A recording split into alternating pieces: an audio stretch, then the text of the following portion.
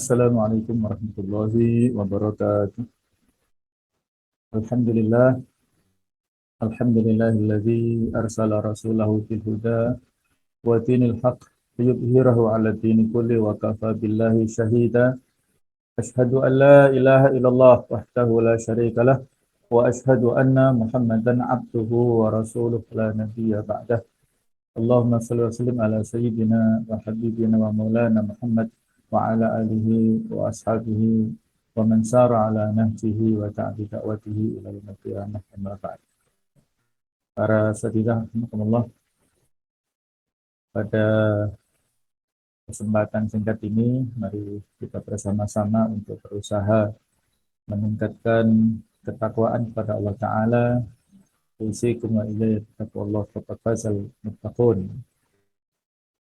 Pada kesempatan ini ada beberapa pesan peringatan untuk diri saya pribadi dan kepada kita semuanya, mengingatkan tentang keinginan kita bersama dalam kehidupan di dunia adalah untuk meraih kebahagiaan. Doa-doa yang sering kita sampaikan kepada Allah Ta'ala adalah doa sapu jagat, Rabbana atina fid dunya hasanah wa fil akhirati hasanah wa qina adzabannar. Itu adalah cerminan tujuan keberadaan kita di dunia, yaitu menginginkan untuk mendapatkan kebahagiaan di dunia sampai dengan di akhirat. Apa saja indikator atau tanda yang menjadi bukti bahwasanya kita itu mendapatkan kebahagiaan? Dalam sebuah hadis Rasulullah SAW menyampaikan pesan kepada kita semuanya. Qala Rasulullah SAW, arba'un minas sa'adah. Ada 4 hal yang termasuk di antara kebahagiaan manusia. Yang pertama adalah al-mar'atu salihah, seorang istri yang salihah.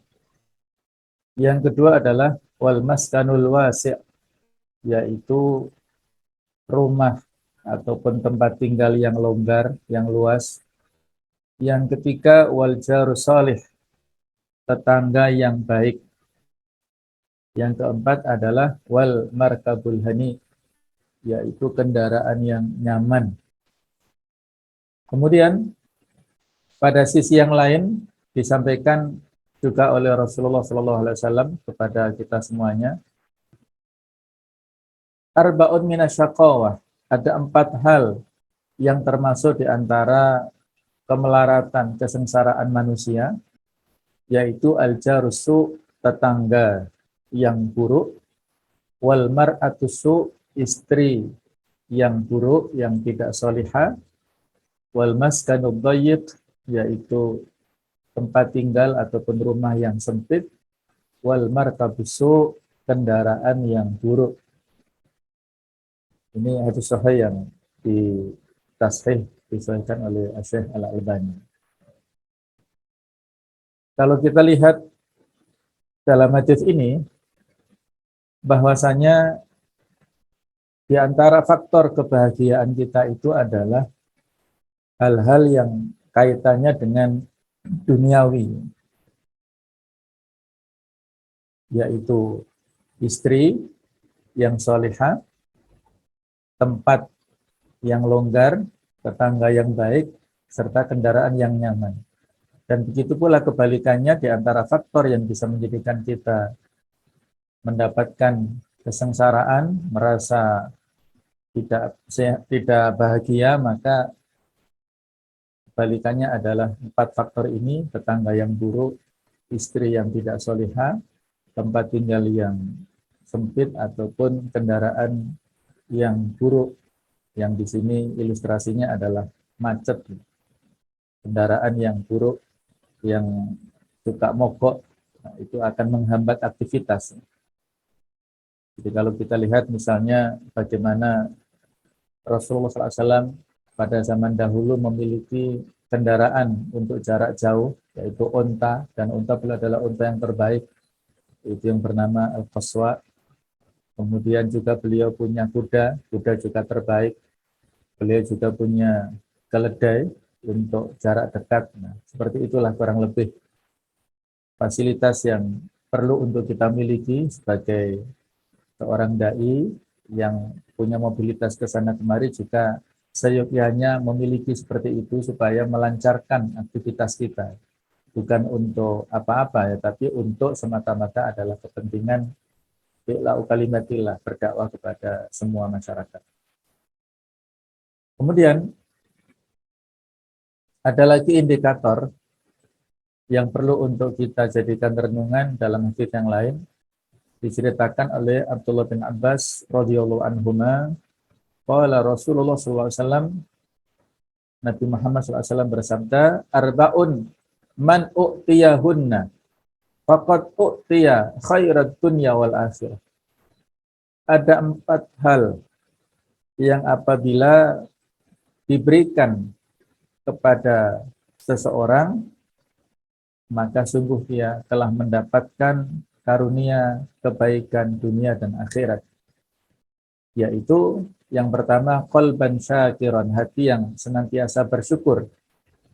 Walisanan dzakiran, yaitu lisan yang selalu berzikir.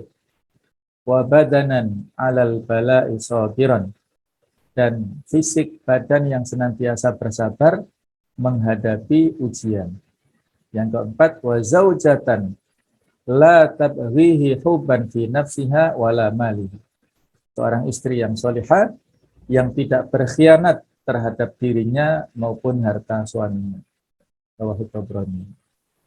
Jadi kalau yang kita baca di atas tadi adalah lebih kepada kebahagiaan yang dirasakan oleh manusia dalam kehidupan di dunia ini. Tetapi di sini lebih luas lagi, yaitu indikator kebahagiaan yang u'tiya khairat dunya wal akhirah, ini seolah-olah dia diberikan karunia kebaikan, kebahagiaan baik di dunia ataupun di akhirat dengan 4 indikator ini.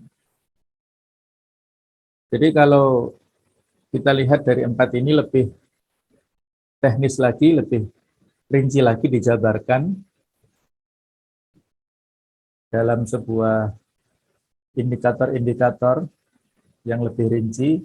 Ada 7 indikator kebahagiaan yang masyhurnya ini dinisbatkan kepada sahabat, yaitu Abdullah bin Abbas radhiyallahu anhuma, bahwasanya seorang itu mendapatkan kebahagiaan di dunia ataupun di akhirat nanti adalah memiliki kualifikasi seperti ini. Yaitu yang pertama, qalbun syakirun, hati yang selalu bersyukur. Apakah dia bersyukur dengan hatinya, kemudian diekspresikan dalam bentuk kalimat-kalimat thayyibah dengan mengatakan alhamdulillah, syukurillah, kemudian diaplikasikan dalam bentuk amal-amal nyata. Jadi selalu mensyukuri apa yang diberikan Allah Ta'ala. Karena pada hakikatnya dalam kehidupan ini tidak ada yang sempurna. Selama kita di dunia ini masih banyak sekali kekurangan-kekurangan. Keinginan yang kita inginkan itu sangat banyak. Sementara yang diberikan Allah Ta'ala itu belum tentu sesuai dengan apa yang semua kita inginkan. Tapi yakinlah bahwasanya semua yang kita butuhkan itu akan diberikan Allah Ta'ala. Maka disinilah wajib kita untuk bersyukur. Ada orang yang memiliki penghasilan ataupun secara finansial banyak, tetapi dia harus membayar hutang-hutang orang tuanya misalnya.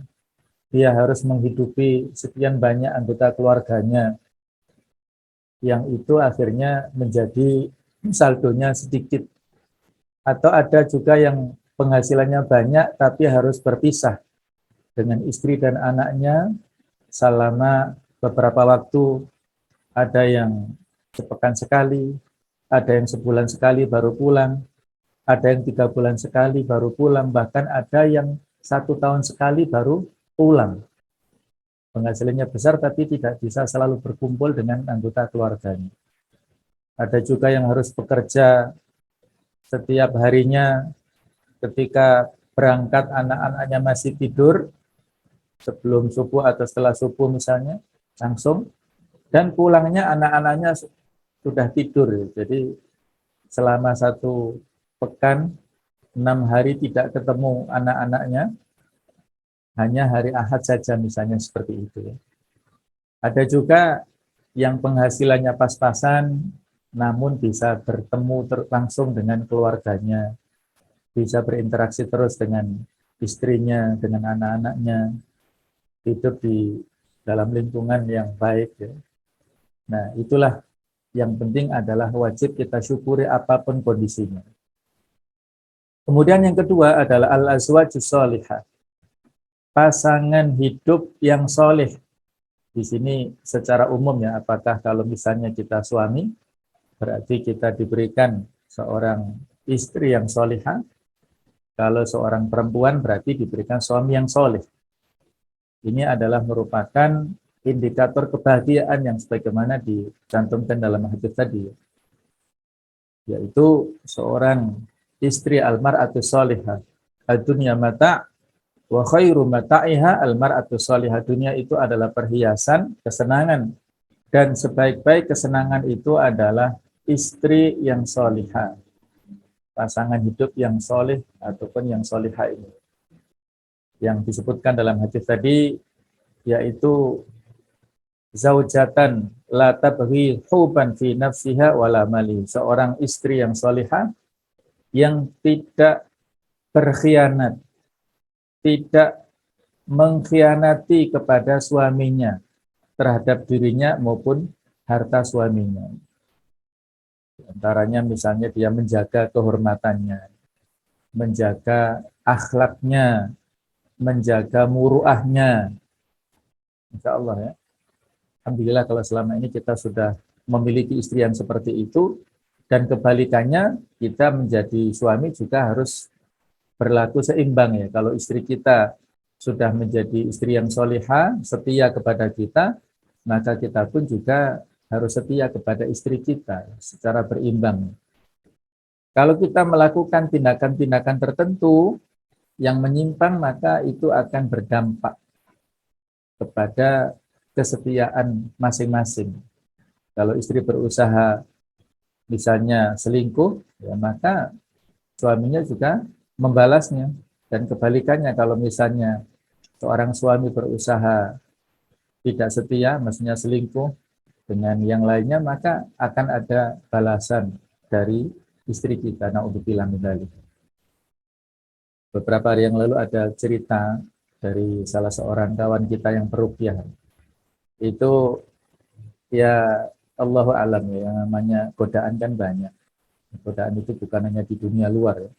Dunia yang maksudnya di sisi keagamaan ya, yang dia juga berprofesi sebagai peruqyah yang dipanggil ustadz ya. Itu juga sama ya, di antara pasiennya ada ibu-ibu yang ada indikasi tidak benar gitu loh. Jadi berusaha mencari-cari peluang untuk melakukan pendekatan kepada kawan kita ini. Bahkan pada saat itu ya, karena ada indikasi itu kan diblokir nomornya.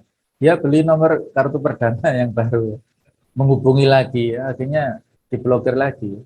Dan ada kalimat yang membuat jelas-jelas ini indikasinya tidak baik ya. Tinggalkan Umi itu, mari sama saya saja. Sampai seperti itulah ya. Ada lagi kisah yang juga kisah nyata ya. Beliau menceritakan ada seorang ustadz peruqyah yang dipanggil oleh seorang pasien wanita ke rumahnya ya. Maka ustadz ini datanglah ya, tidak ada pikiran apa-apa. Assalamualaikum ya. Waalaikumsalam. Mari ustadz silakan masuk. Pintunya nggak dikunci. Maka masuklah ustadz ini.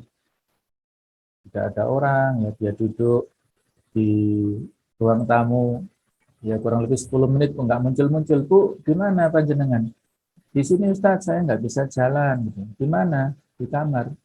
Maka Ustadz ini memberanikan diri untuk masuk ke kamar. Ya Allah, ternyata ibu ini sudah ya dengan penampilan ya pakaian yang sangat minim lah gitu ya. Loh Bu, kok seperti ini?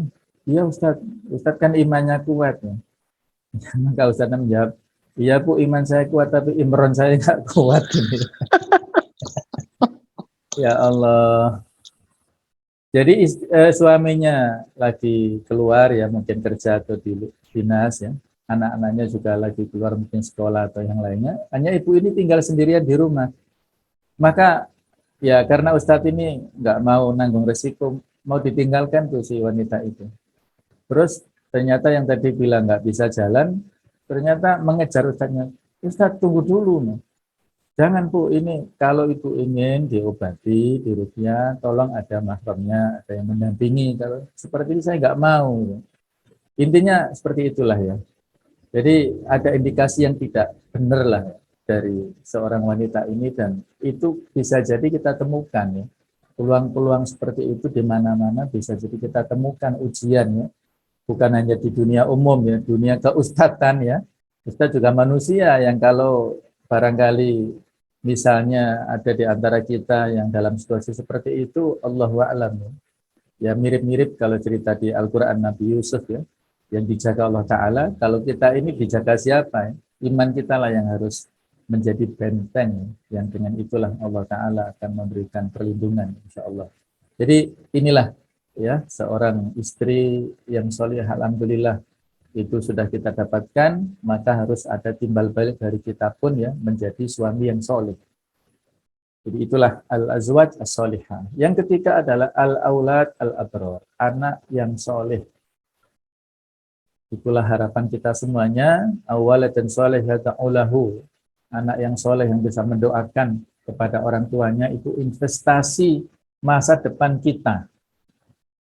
Dulu pernah ada seorang anak dari Yaman datang menemui Rasulullah SAW dan menunjukkan pundaknya lecet-lecet.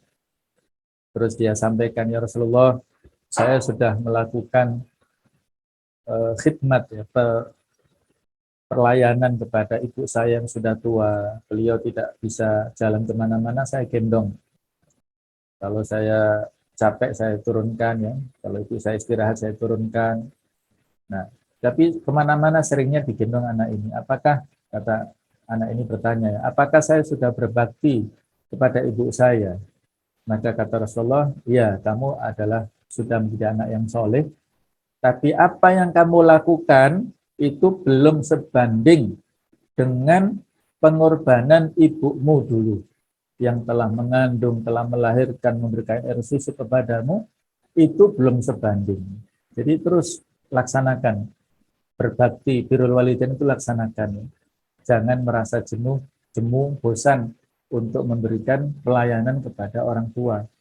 Apalagi sebagian barangkali di antara kita ada yang masih hidup. Mari kita khidmat ya, berbakti kepada orang tua.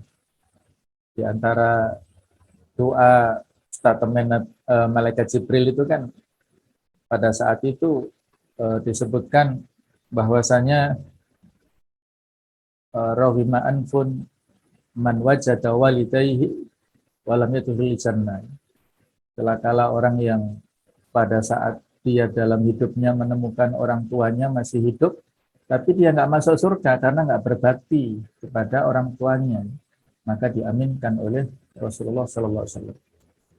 Jadi anak yang soleh inilah yang harus menjadi obsesi kita.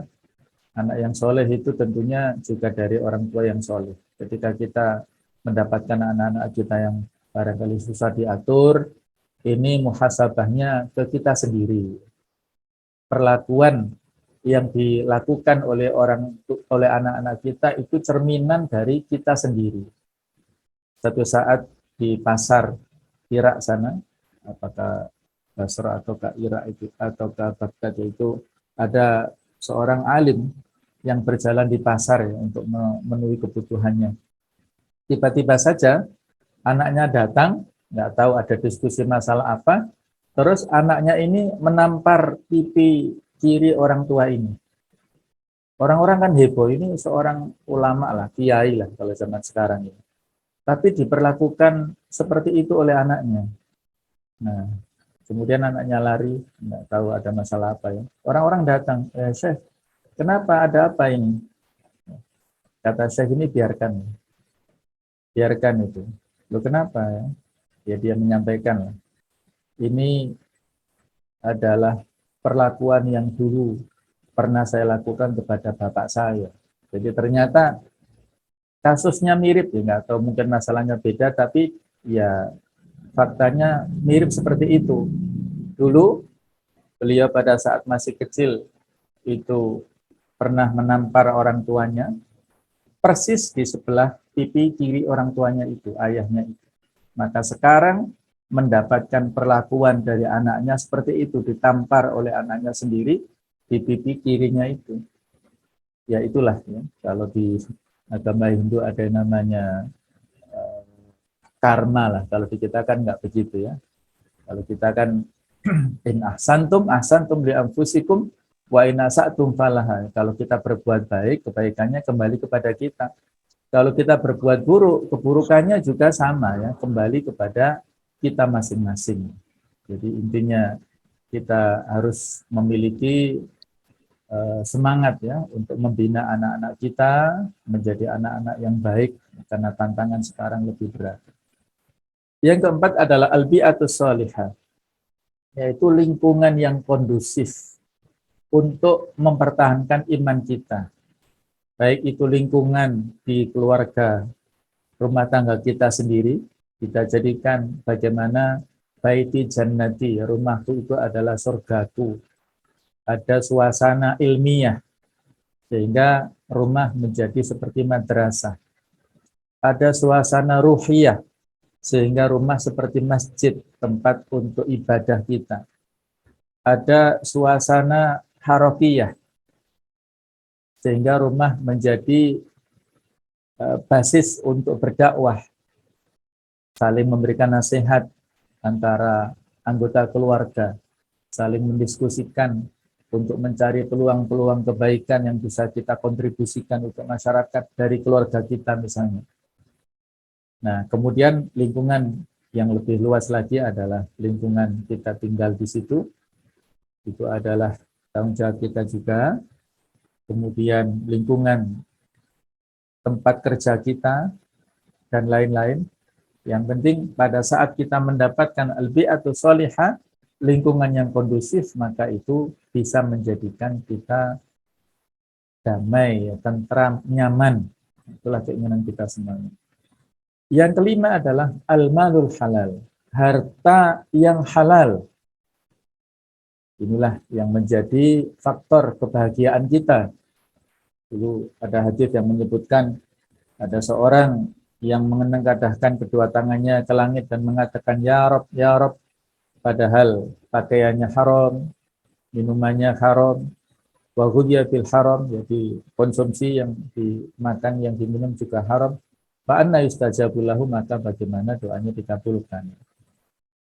Jadi yang namanya harta ini sekali lagi yang disebut oleh orang Jawa sawang sinawang tadi ya. Seolah-olah apa yang kita lihat pada orang lain itu lebih baik daripada kita. Kalau kata pepatah, rumput tetangga lebih hijau. Ada guru, seorang guru melihat profesi dosen lebih mapan, lebih nyaman. Ada Pak dosen melihat profesi dekannya, rektornya lebih mapan, lebih tinggi, posisinya lebih nyaman.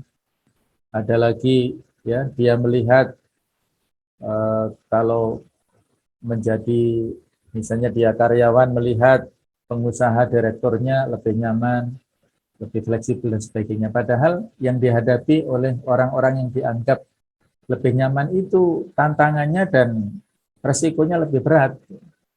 Yang memiliki jabatan struktural otomatis lebih berat daripada yang fungsional. Seorang direktur misalnya pimpinan perusahaan juga berat untuk memikirkan bagaimana kelangsungan perusahaannya, bisa menggaji karyawannya tepat waktu, dan lain-lain ya.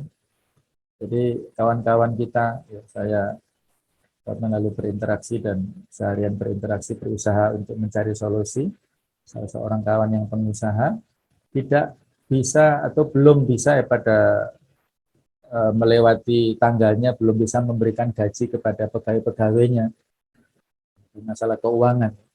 Jadi mumet seperti itu. Sementara ada telepon dari bank untuk bisa melunasi ataupun menyicil ya kreditannya ya itu kan dinamika ya dalam hal usaha. Ya.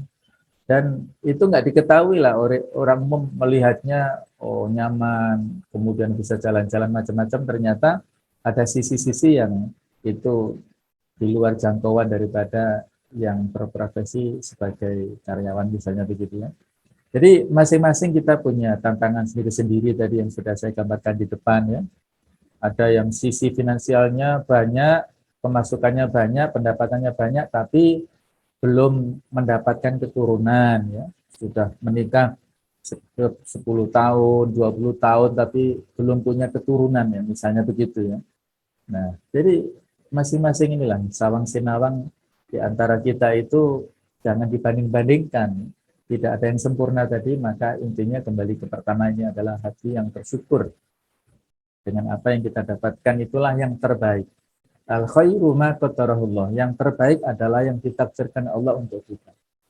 Kemudian yang keenam adalah tafaqquh fiddin, semangat untuk memahami agama yang diperintahkan Allah kepada kita.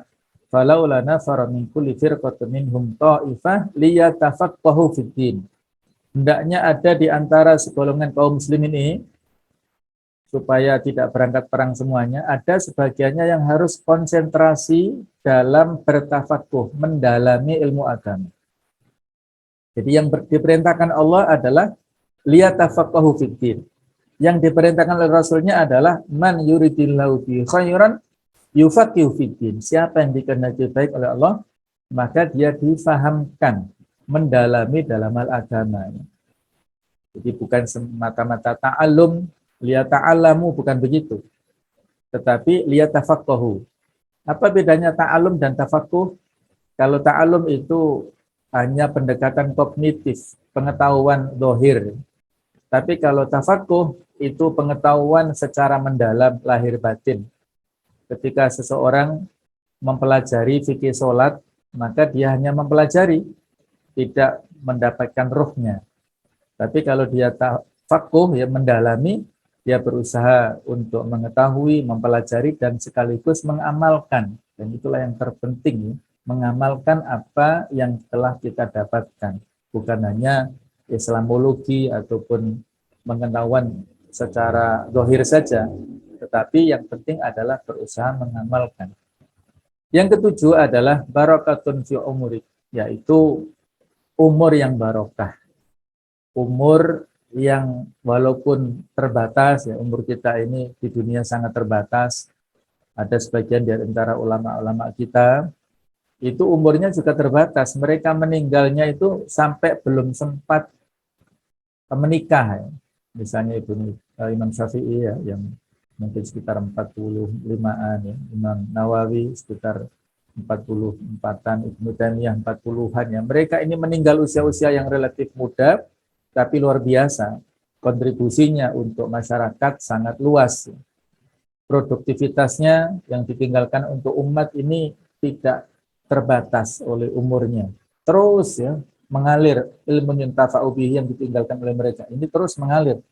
Itulah yang kita inginkan. Keberkahan usia, keberkahan waktu. Ada orang bisa memanage waktunya sejak tidur misalnya sampai waktu duha atau sampai waktu zuhur, banyak yang bisa dilakukan. Mulai qiyamul lail, mulai istighfar, mulai sholat subuh, kemudian berzikir, maksurat, baca Quran, wirid, membersihkan rumah, membantu istri, banyak yang bisa dilakukan dalam waktunya itu. Tapi ada sebagian saudara kita mungkin yang karena belum paham atau mungkin belum memiliki semangat ya, yang isinya tidur saja ya. Mohon maaf, ada sebagian begitu. Dari pagi, sholat subuhnya telat, habis sholat tidur lagi sampai waktu duha karena mungkin libur atau nggak ada aktivitas lain, tidur lagi sampai zuhur, sholat, kemudian makan, tidur lagi. Nah, jadi ada yang begitu ya. Mungkin kalau bukan kita, barangkali sebagian anak-anak kita barangkali ya, Itu PR bagi kita untuk menumbuhkan semangat mereka berproduktivitas. Umur yang diberikan Allah Ta'ala kepada kita itu ada pertanggungjawabannya. Nikmat yang diberikan Allah Ta'ala kepada kita ada pertanggungjawabannya. Summa latus'alunna yauma idzin 'anil na'im. Kemudian kalian akan ditanya pada hari itu tentang nikmat-nikmat yang diberikan. Itu untuk apa?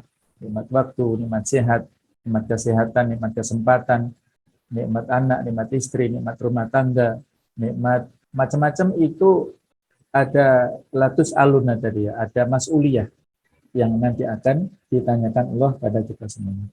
Mudah-mudahan kita diberikan 7 indikator ini dan juga indikator lainnya untuk mendapatkan kebahagiaan di dunia dan akhirat, dan mudah-mudahan Allah Ta'ala menjaga kita semuanya dari segala penyimpangan, dari segala macam dosa-dosa. Mudah-mudahan kita bisa menjauhinya dan mudah-mudahan kita mendapatkan husnul khatimah. Amin ya rabbal alamin.